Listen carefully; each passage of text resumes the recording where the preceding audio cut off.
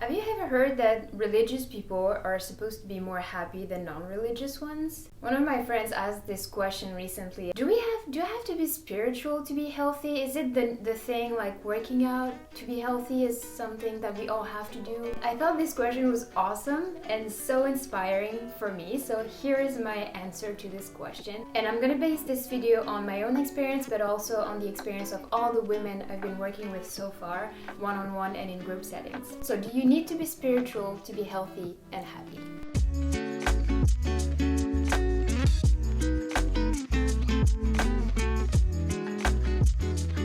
My name is Manon and I'm a life coach for women using Ayurveda, trauma healing and embodied spirituality to help them reconnect to themselves and feel more radiant and nurtured in their life. So if that's you, feel free to subscribe to this YouTube channel to see more.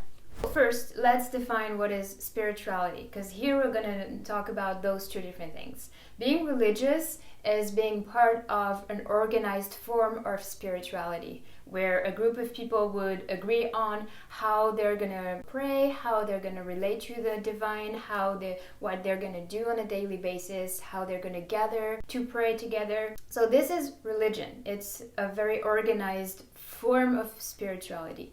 My definition of spirituality is living knowing that we are all animated and interconnected by a common force.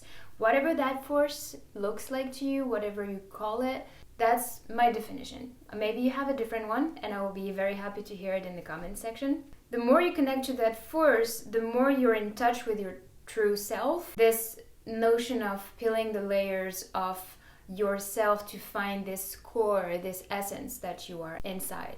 To me, the point of spirituality is to make us better humans. Not better in the sense of better according to a book, better according to a rule, but better according to ourselves, to our values, to our desires. To me, spirituality is making us more human, more alive, and not more detached, more up there, less desiring. I don't believe that is true. I truly believe that the more spiritual we are, the more we want to be in life, and the more we want to make life with whatever we have, which is with desires, with fear, with anger, with joy, with playfulness, all of those things that make us human. So for me, spirituality is not something that is used to hide. It's not a way to avoid emotions, to deny desires. I don't think that's healthy at all. So in one sentence, spirituality is not about hiding in a cave without any friends and no food. Spirituality to me is to live, to love, to play, to serve, to receive, to give, to feel things deeply. I love the movie Soul from Disney on that subject because it really summarized that. It's about using all those senses, all those organs of action that we have to actually be in the world in a very deep and present way. So is spirituality actually good for you? Should you have a spiritual practice? So here are 6 reasons why spirituality can be a good thing to implement or to have into your life. First one, it brings perspective. One thing that religious people, but also spiritual people in general that don't belong to religion can feel is this sense of we all get stuck in our own lives, in our own problems, and we can all lack a bigger picture kind of what we're going through. And I feel, and I've seen this so many times with people and clients that I work with, that our spiritual practice and beliefs and connection can help us gain perspective on what we're going through. And this is definitely a great tool to go through hard times, through crisis, through separation, through loss. All those hard moments can be soothed by knowing that we have this wider, bigger perspective on life. It shouldn't be an absolute, like all those people saying, just see the bigger picture, that's how it is, everything is perfect. No, it's hard to go through loss, it's hard to go through crisis, but having a spiritual practice can be a really great thing for us to connect to that bigger picture when we want it, when we need it. Not to deny what is, not to deny how you feel, not to deny what you're actually going through, but to give you relief, to give you maybe ideas, to give you solutions. It's sometimes easier to find solutions and ideas when we are connected to that bigger picture. So that's the first reason why having a spiritual practice can be good for you. Second is kind of related to the first, but people who have a spiritual practice usually feel more supported during crisis. Whatever the spiritual practice they have, whatever religions they're from, usually when they go through a crisis, they know that they are supported. They know that they can use prayer as a way to feel connected, feel that they have someone or something to rely to. I've seen this many times, that people with prayer, and I've seen it in my own personal life, is such a powerful tool to help us go through crisis. And I use the term prayer, but it can take so many different forms, all the way from dancing to chanting to reciting prayers to creating prayers to visualizing. You can really make it your own, pray your own way, a way that actually feels true to you. For some people it's just being in nature or serving or being in action to people who are in need. All of those can be different ways to pray. Third reason why having a spiritual practice can be beneficial for you. Usually, any spiritual practice or religion includes rituals. Rituals are just a very fancy word to say that we are going to be in a place and time with attention and intention. So you're going to define a space. It can be a room, it can be out in nature, and you're gonna set intention for that ritual. So how you direct the energy that is generated during that time towards something that you desire, towards something that you want to support. So it could be, I want to support this person who's going through a crisis, for example, or I want to support other moms in general, or I want to support the energy of the earth.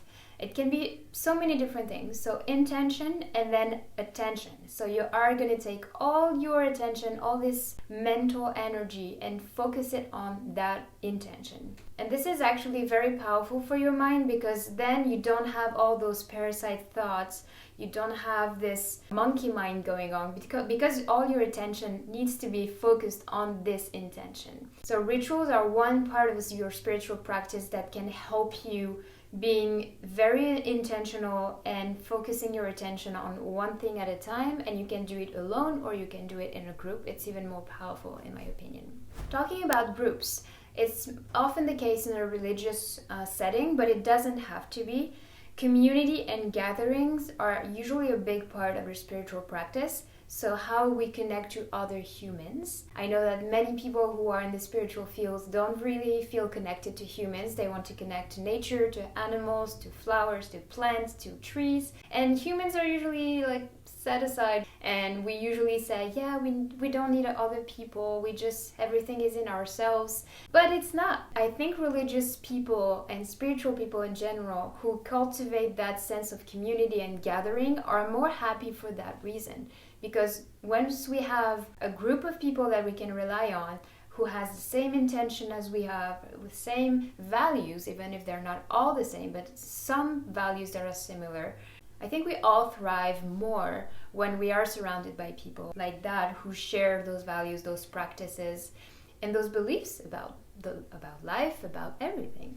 Another reason why spiritual practice can be very beneficial to you is that it's connect us to a sense of harmony and to beauty, like being in nature. I'm from France, I'm French, and in France we have all those beautiful churches, you probably know about this, cathedrals, and some people when they enter those places are like, oh, it's just too much. Do you really need all this just to pray God? And no, you don't. You can literally be in your room, outside in nature, or anywhere to connect to some divine, whatever you call it. But the whole point of churches and cathedrals and all of those religious buildings, whatever the religion is from, they are designed to be healing places.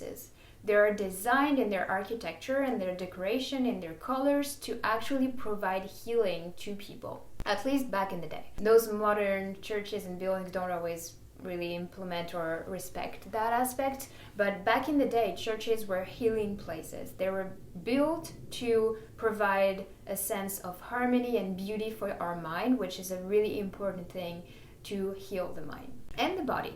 And actually in Ayurveda, we use spirituality as a tool for healing in psychology. So one branch of psychology in Ayurveda is dedicated to faith, to practices, to rituals, to connected to some form of divine, whatever it looks like. And actually most sages and masters in India would tell us Europeans or Americans or members of other countries, don't pray our gods. If you feel connected to them, great, but pray your divine, pray your form of the divine. And again, it can look like nature, it can look like the Divine Mother in general, it can look like the planet Earth. It doesn't have to be in the form of any religious god or goddesses.